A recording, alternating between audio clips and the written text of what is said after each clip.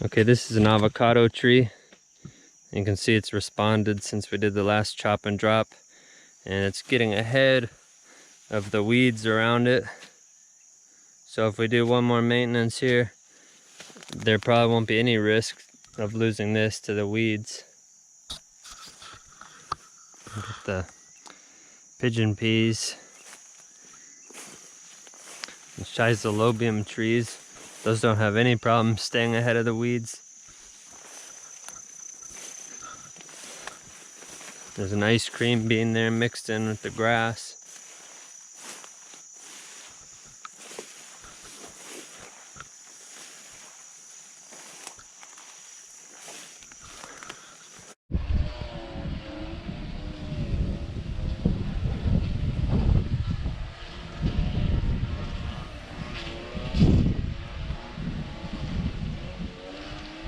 And we just came through this same area for the second round of weed whacking. So here's an update. We got the same avocado tree here as in the last video. There's the same coconut.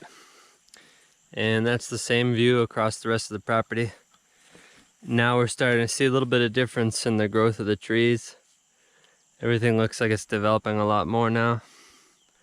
Yeah, right in the heart of the rainy season, so there's still about 2 or 3 more months of solid rain.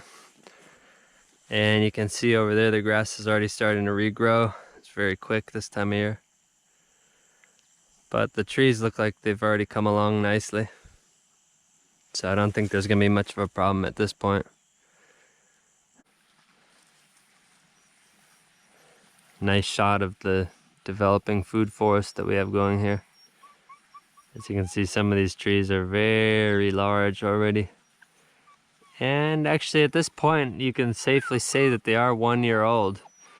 We only had about a 10% loss of all the fruit trees. So we lost about 1,000 out of the 11,000 that we originally planted. And what's left here, it looks like it's doing really well. There's a little avocado there that's started resprouting. You know, there's a good reaction to the chop and drop. So everything's doing really well. We got lots of rain, lots of sunshine. We gave them some seaweed solution. We sprayed it as a foliar spray. By this time next year, we're definitely going to be in a forest in some of these areas. Some parts of this property are going to have a nice shade already, just in 1 more year.